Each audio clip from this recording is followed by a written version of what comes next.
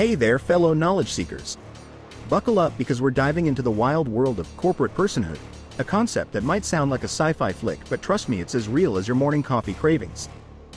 So what the heck is corporate personhood, you ask? Well, imagine your favorite mega corporation strutting around with its own legal identity rights and maybe even a snazzy corporate passport. That's the essence of it. In a nutshell, it's the idea that corporations are in the eyes of the law kinda like people. I know, mind-blowing. Now let's rewind the tape and figure out how this corporate identity crisis even began. Picture the 19th century, a time of booming industrial revolution, steam engines and handlebar mustaches. The courts were like, hey, can corporations be treated as individuals under the law? And surprise, surprise, they said, sure, why not? The big turning point came in the late 1800s with a legal drama starring the one and only Southern Pacific Railroad. They wanted some of those sweet tax breaks that were initially intended for individuals, not gigantic metal beasts of transportation. Lo and behold, the court ruled in favor of the railroad, stating that corporations should be treated as persons under the 14th Amendment. Now, the 14th Amendment was initially created to protect the rights of newly freed slaves, but somehow corporations slipped into the mix. Sneaky, right? It's like they ninja-ed their way into the same legal VIP lounge. Fast forward to the 20th century and corporate personhood became the rock star of legal debates. Courts started tossing around phrases like corporate rights and equal protection, essentially giving corporations a front row seat in the grand theater of justice. But wait, there's more. In the landmark Citizens United case of 2010, the Supreme Court dropped a bombshell declaring that corporations could spend unlimited amounts of money on political campaigns. It was like giving them a golden ticket to the Willy Wonka factory of democracy. So here we are living in a world where your favorite soda brand might have more legal clout than your next-door neighbor. Corporate personhood, the legal roller coaster that turned boardrooms into courtrooms and made us question if maybe, just maybe, our favorite brands have secretly been people all along. Mind blown yet? Welcome to the quirky reality of the corporate jungle.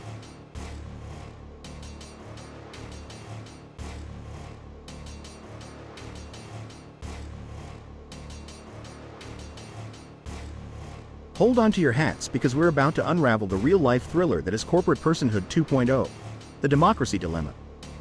Imagine this. You're living in a world where your favorite burger joint not only serves up fries but also dishes out truckloads of cash to influence politics. Crazy, right? So here's the scoop. Corporate personhood, that legal magic trick we discussed earlier, has some dark twists when it comes to democracy. Strap in because we're about to zoom into why it's bad news bears for the heart and soul of our political playground. First off, let's talk cold hard cash. Picture this. Super Mega Corp decides it wants a friend in the political arena. But instead of sending a fruit basket, they whip out the big bucks and create a political action committee, PAC. Now, a PAC isn't your typical neighborhood lemonade stand. It's a powerhouse fueled by unlimited donations from the corporate piggy bank. These PACs, with their pockets overflowing, can throw money at political candidates like confetti at a New Year's Eve party. And you guessed it, my friends. That kind of financial firepower can seriously tip the scales in favor of whoever's got the fattest wallet. But it doesn't stop there. Corporate personhood has this sneaky ability to blur the lines between corporate interests and public interests. Suddenly, the voice of that smooth-talking soda company is just as loud, if not louder, than your Uncle Joe at the family barbecue. It's like democracy on steroids, but instead of flexing its muscles, it's flexing its dollar bills. Now you might be wondering, why should you care? Well, because when corporations throw their weight around in politics, it could mean policies that benefit them, not you. Tax breaks, loopholes, and regulations, all shaped by the puppet masters in the boardrooms rather than the voices of everyday folks. And let's not forget the issue of accountability. When a corporation messes up, they can't be sent to timeout like a misbehaving toddler. Nope, they just shuffle around their legal team and keep on trucking.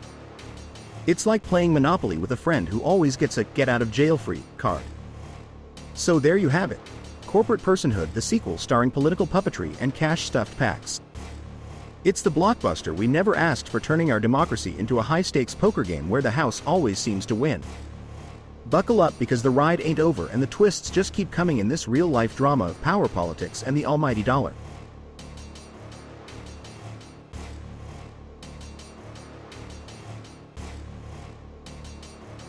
Alright people, let's peel back the layers on why the whole money in politics saga is a big deal and why we need to keep this conversation sizzling like a summer barbecue.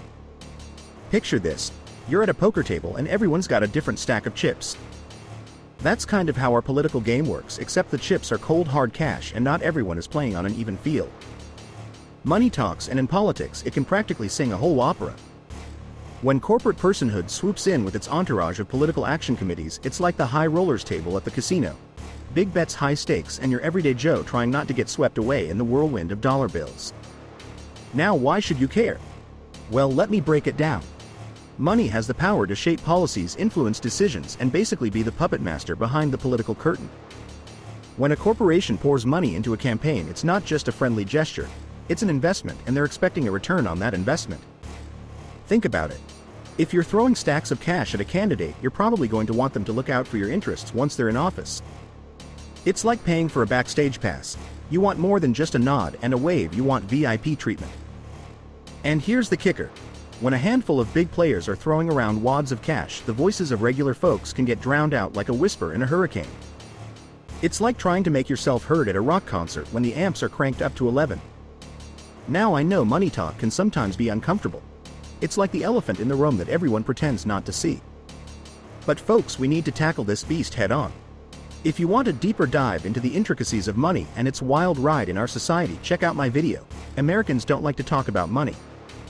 It's not just about politics. We're talking about the whole enchilada of money-related issues, and trust me, it's a roller coaster you won't want to miss. So grab your popcorn, hit play, and let's keep the conversation alive. Because in the game of politics, where money is the language, it's high time we became fluent in decoding the whispers and roars of the almighty dollar.